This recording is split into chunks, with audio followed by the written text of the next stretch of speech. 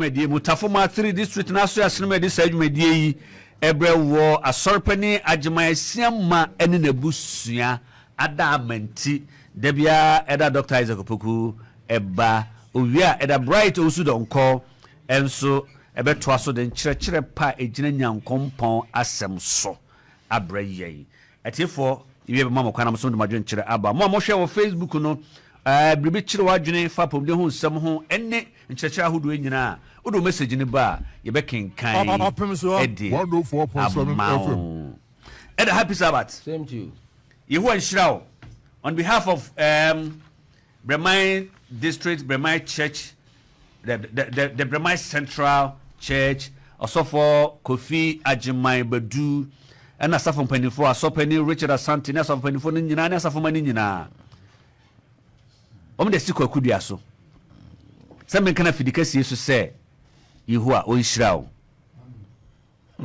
Eda wan kan mi no iho ishdaw na otwi adwuma awrade afaw so aye wo breman na eso papa dodo entumi ama no dodo no enjoy wo life e wo Facebook toda adwuma sem ne akonto ni menti bebre no a yemu dodo no entumi ma adwuma ba ye enjoy life on Facebook nyame enamoso aye adwuma bebre awrade shiraw enne ye ko wi adwuma de ni nyina with white dress. Yeah. Ewo Bremai Central SD. Eda ka ho bibi kitu abi de ne yes petty every rade eho de rade de afa so e de fa so aduma safo no ne ansa na rapom de ho nsem. Yeah, de nyame ase akwanya menya wo Bremai Central SD Church na a prayer conference na botai ni nyina ne se SSS ye ka aka ye ho hye ye ho kran about committee a ye bekoyi.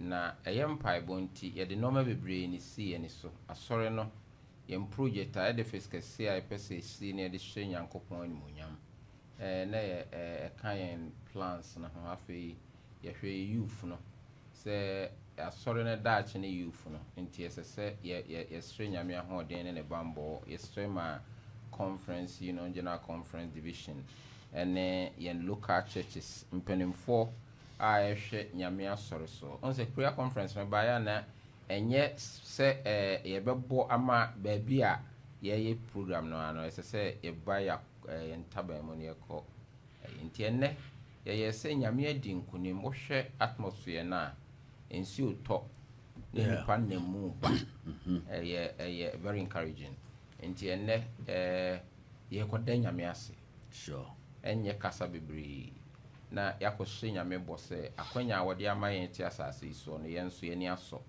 eno nti ne dan no ibisi ami ne dan no a ami ewo ho no den de because na ehwe economic hardship aye koso sikasema aye den ye nto ade ne sa kind of things na enye easy say ye bitima raise the edifice no but nyame ti ase se enyom to bubu Jericho afesu bu ye nti ohwe ya ye nchi a na ye de wo yinu nyina ne say in time like this we need Christ ebre ti say ye mu no sikasema ye den no ehia Yesu so do abisi asoro nti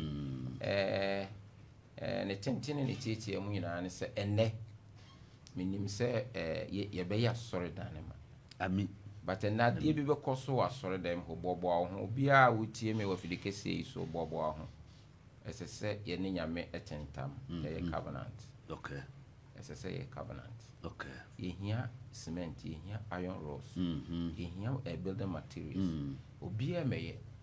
Titi bi na etwam no say ye about 20 years ago no say ye ko ba for there near the envelopes and na etwam. And na obi e ye ne de nti won so ye wo de. But said Opemsuo kan say moma sorry na yensi betumi na ye betumi so at asenti enne ye ni nyame be kwa pam na ya ka kire nyame se yebesi den de but yebesi enti no enne minim se ho be de pa meda se nana Derek Ensel Matthew nana minim se wutien Sunday manhu nana Derek Ensel manhu Sunday I don't know why but ya mame nte wonka abisa ye rapom de mu nsemu free sabre Ukraine Adam pacho enkasa ye de nyame ase enne on se na ebe 3 weeks ya sende ne ne ahwe digestive system no kwan ya efa so ye normal consume ekoyemu no kwan ya efa so a digest na ye hwe no kakra ni ehunu se ase bibi ti se esichiri bibi ti se enchene ade a eye ketekete anase eye very light inti ne digestion no be entisa milk eye liquid inti ne digestion no be entisa se ye de banku ni light soup si ho no be fa milk sugar Milo anase Opemsuo cocoa beverage ni bia eno no ene no ha na be entem so de onim hunim de be ka se banku no de be digest be 3-4 hours say no eno mood ewo ye ni so ewo ye ni so but banku no anase aburaduane no enam fiber na ewo mu no nti no digest ntem okay emo digest ntem oat digest ntem ha de bia fiber wom bia no digest ntem nti se wo hwe ye a se wodi se be banku ana emo ana de obon se enche kra na start se ojonso okay na odoncho na e bia 2-3 hours time na digest e but bibi ti se sichiri nchene milk and sa drinks here and ne afa wiase nyina especially Ghana ha no eno de eno de say nsu nti da bi sa normal way na ma yenya yare ulcer sa normal way na ma yenya damage pancreas sa normal way na ye ma yenya ye bal kra no sometimes intimi entu aduane no so na edurumre bi a bebi say hydrochloric acid na asese etugu aduane delay into your basa organs which is say your pancreas, your liver, your kidney, esophagus, sa no many nyina so bre because sa no many nyina kekambo mu a na ema yenya say yenya digestion into your neck your pese hwe heartburns na ose medi ade enwo mu I mean oil foods na me bo weme okay na me bo weme okay nti se basa ekofa nsem bibiri na eba na yenhye ade efre na heartburns no so yenhye no so na yenim se de ne signs and symptoms na sitie nti basa drugs bi na yekope drugs no na worsen situation no ema ekoye ayi bibi ti ye fa no se ye chest ye bo ano se no na every yen free into pain no free and chest okay okay me can say me bo ano sa na ya na nenso eye wo breast bone na affecting more breast bone yeah ye no fu ya ewo ha yi emema ne de wo hu no kese but emma ne de wo hu no kese enenti ye hu no yi memfa ye wo umia wo ha hu no se I mean ye lungs no ene ye chest no se lungs no butu ye chest no so enti bon se umia wo ha what se hu no se e kan kase bi se wonya heartburns na cha the affecting on us sometimes it may mean heart problem nti se obi wo heartburns say oye extra careful okay now per remedy in them okay next be affect wo heart and yes sir e betimi affect wo heart the heart pains ne sa no ma na yenya onante kakra bi o tese ne heart no bon tentem onye extra careful fi say e pressure okay and e ba o heart bones no so pressure be to so ye busa say e last for breben ni hunu sa se hunu say o unya heartburns na e last for more than 2 hours na ejina so saa eye wo ya e pese how under normal circumstance no say e bia o te se obo ano ye o ya okuko ho ye o ya everyone ense eche okay say ye free bibi allergy allergy means ade bia nipadua no empe se eba nipadua ni mu a body reaction beba system no beka se mempe nti se ye eliminate free system no mu nti bon se eba saa kakra adam ni mobi a onom ice water chilled water bia no a onya heartburn onom ya obe experience saade no ama ono ahunu se menum nsu a eye mi sei menum nsu enwunu a menum nsu a enwunu a enwunu pa achile a eye mi saa but ontumi nyai nsu ni nom nti eye san kakra ne de nya hwe but o se ejina so abe don hwiri mienu ekwa achire a Opemsuo 104.7 FM aduane na pese samba na essay sa line no okay na essay sa line no nti heartburn say ade a bebre no obeka se bi a start me chest but baby a can one your heart bones 2 your esophagus the aduane ne fam e small intestines ne sa large intestines no enti ubonu say wonya how ewu so ati ase bon say o aha no onofo ne ntam ho no na rew say wo line no say wo esophagus no say your friend is saying because acid dose wo umudodo yedi kan say yema alkaline mom eno so ye nuane a yedi enu mu acid ne boaye pa for digestion but acid dose wo umu bebrebe a de ede baba ko no se ede gastritis ba ene se gas dose ewo system sebe ubon se ubu so ye kan se ukiso sebe na uyim frama enti enka normal circumstance no enka se bibia ye frɛ no se alkaline nuane okay nuane a yedie se drinks a yenom esichira yedie enama horo a yedie artificial spices a consume even yena yemu se woda wo left baby a wo heart no wa wo chia ne ho da ne heart no so enka normal circumstance either say obeda ya ana say obeda o right okay biba jo atia se wo da okay obu wo ha oda obutu ho obutu ho no oda mu dodo wo ne nsabe nkum no so e ma heartburns se bia awabai na me nko na me da na me ko me ho ada me nsabe nkum so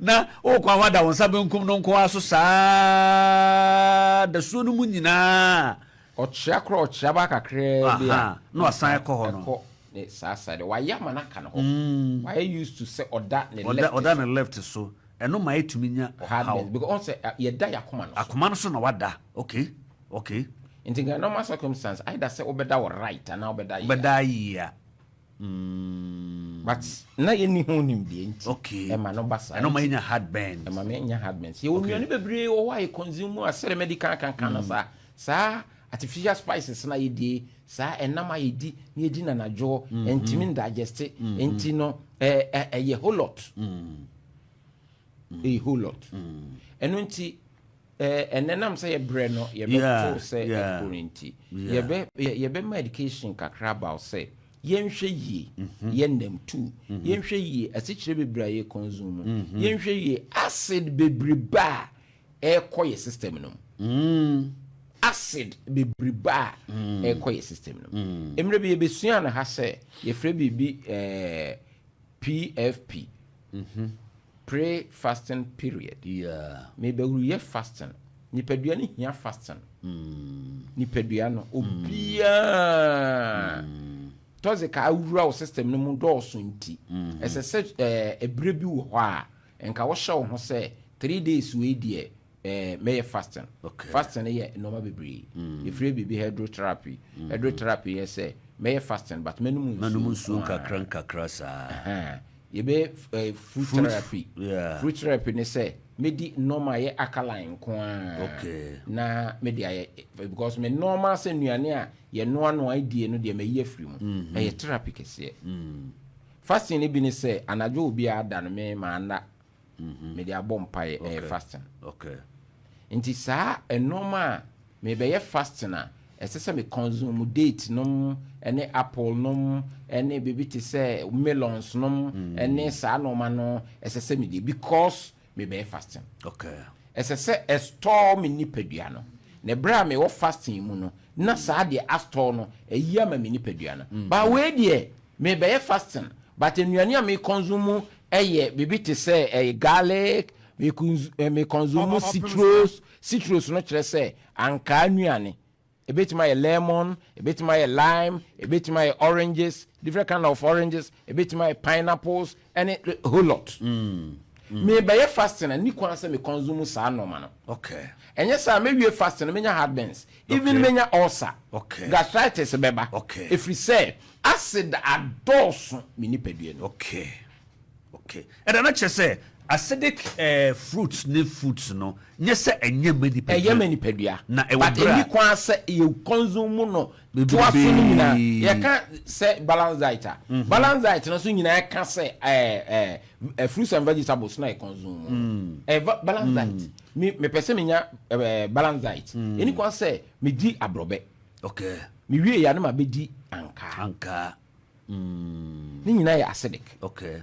Me di abrobe no acid. When my men copy bibi to say apples. Okay, eninka ho. Grape. Okay. Ayi wom kakra de. Acid will grape but kakra. alkaline no dosu. Dosu. Ena udi a grape no ye bra a ferment. Me fan say dey si wa ma na say. Na turn into acid no. Na turn into acid kakra. So what I say? Yeah. Mangoes any sa no man. Okay. Ebeboa ma alkaline no adosu. Ne say acidic ne bakra kakra bi but you consume more acid. Okay. You consume more caffeine. You consume more nicotine. Ebasa acid dose. Our system. Late eating. Okay. A turning to acid. Acid. Okay. A turning to chemical. Okay. Artificial spices.